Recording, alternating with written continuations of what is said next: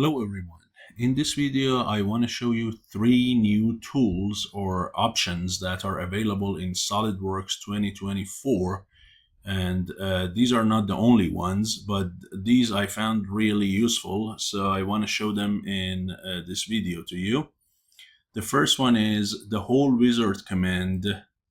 Now, if you look under the position, it has this option, existing 2D sketches or a 3D sketch.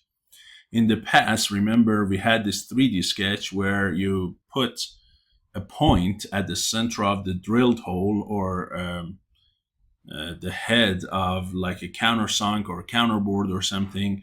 But now, if you have an existing 2D sketch, this is the new one, you can use that to simply click on the points that you want for the drilling, and this allows you to create a pattern of these holes that is not like a regular pattern. Because if it was like a rectangular pattern or linear pattern or something, you could use this option, right? And you know, there are other options too, right? There is variable pattern, there is a sketch driven. So this is quite a bit similar to applying a sketch-driven pattern on a whole wizard command that is applied. So if you look here, what I have is this part, and then I added this sketch. Okay, let me deactivate this. So I added this sketch here on the top face, and now this sketch, basically those circles are redundant. What I need are really these points, because the size of those circles is determined from the command itself, not from the sketch. So this sketch, all you need is basically those points, and if you want, you can simply replace those circles with the points. So you can go back, say, well, let's say this is not what I want. I just want to use the point command. So these are the locations that I want to drill a hole, and you can give it dimensions to make it fully defined, right? So these are the locations I want to drill a hole, correct? So now what would you do is, one second. So you should never delete absorbed features if you want the sketch to stay. So let's say this is the sketch, right? And I want to drill in those locations. So now I click on Hole Wizard, and I pick the hole type, right? So I say, let's say it's countersunk, ANSI inch, size 6, right? And then the depth of it is 1 inch. I can have all other options, right? And then when it comes to position, instead of clicking on this and drawing it, you click on that. And here you can pick basically by clicking on one point, it is going to pick all of them. And if you want, here you can say which one of them to skip. So you don't have to use all of them. If you want, let's say I want to skip this, I want to skip that, maybe I want to skip this, right? So whichever one that you want also from that sketch, you can skip like this. You can pick them. And now if you okay that, there we go. Look here. You see? So if you hide the sketch, you see? There we go. So you could very fast do a pattern, and this pattern does not need to be a specific pattern. It could be completely random like this, and skip any of them that you want. So that was the first option. And the second option is in assembly. So here I have an assembly. It has a tabletop and it has 4 legs. I brought one leg and then I patterned it. So this is my simple table, and the legs are made of aluminum and the top is made of wood. And one thing you can do is you can convert your entire assembly into a single multi-body part. So instead of saving all of these files as because what I have right now is 3 files. I have a part for the tabletop, I have a part for leg, and I have one assembly file for the assembly, right? So I have 3 files right now in the drive. But if I want, I can convert this whole thing into one single SLDPRT file, which is multi-body.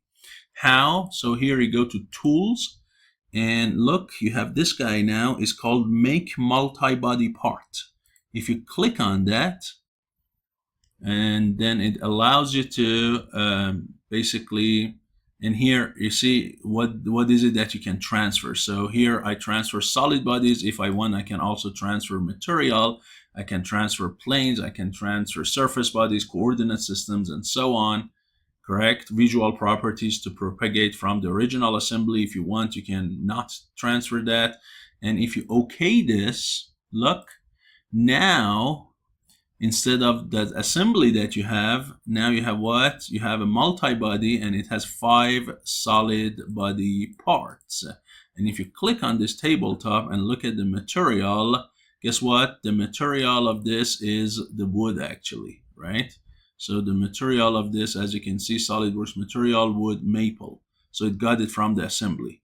And these guys should definitely be what? Their material should be aluminum. So if you go here and check it also, under edit material, they should be aluminum 1060, as you can see here. Okay, so now if I save this and call it table multi-body part, look, the difference is this. That multi-body part is a SolidWorks parts document, SLDPRT, while the tabletop was a part, and the legs were part, and then I had this table assembly, which is a SolidWorks assembly. Not that one. Let's see where it is. I should have an assembly as well called table assembly. Let me save this for a second, then I show you. Because here, yeah, the reason is here you see only parts. So if you go to all files, then you should be able to see, or if you click on assembly, let's see if it allows me. If it doesn't, that's fine. Let me for now save this, and then I'll come back and show you that there is actually an assembly file as well. And so this one did not replace that guy. This one was generated from the assembly. You see, I still have my assembly here, right? This is the assembly, and this is what? This is the multi-body, and they look exactly the same. Of course, instead of 3 separate files, now you have a single file. So this is a new option in assembly that I wanted to tell you. And finally, in sheet metal, there is this new command called stamp, which is very beautiful. It's not by default added to the toolbar of sheet metal, if you look here. So stamp is a simplified version of the forming tool. And all you need to do is to do a sketch, because if you remember my video on forming tool on sheet metal, for forming tool you have to create a part and define the part of it that will remove a surface out of the sheet metal, and the part of it that are the stop surfaces.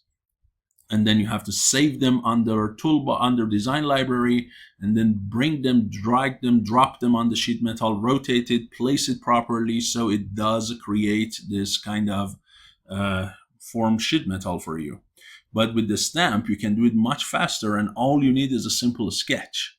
So it is extremely extremely fast and easy instead of the old sheet metal. So let's say here I have created this sketch, right? A simple slot, that's all I have.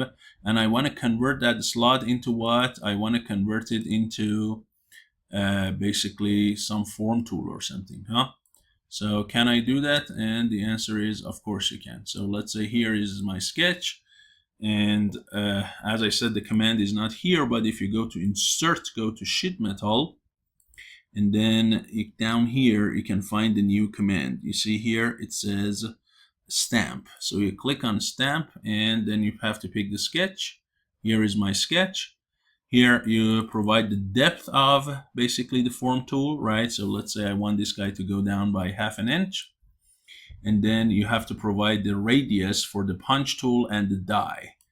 Okay, if you don't, it's going to be very sharp, which is really not what it is in real life. So look here, you see that's going to be this sharp. You never do such a thing in real life because it's going to tear apart the sheet metal.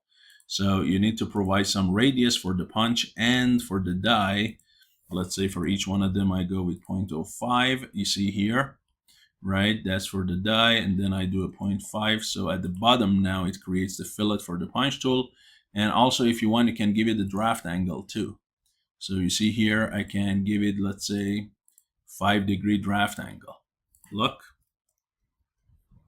right? You see, you can see the draft clearly from this angle here. Okay, and there we go. Right? Very simple. So very effective, huh? Just any sketch. As long as the sketch is a close contour, you can easily do that. So now let's say I pick this sketch and repeat the same thing, insert, then go to sheet metal, and then go to stamp again. And this time again, I pick something, let's say 1.2 inches, 0.3 inches. Let's make it 0.2. Don't want this to be deep, and then 0.02 or something. And no draft angle. And you have this option to point side corner radius as well if you want. So here, look, there we go.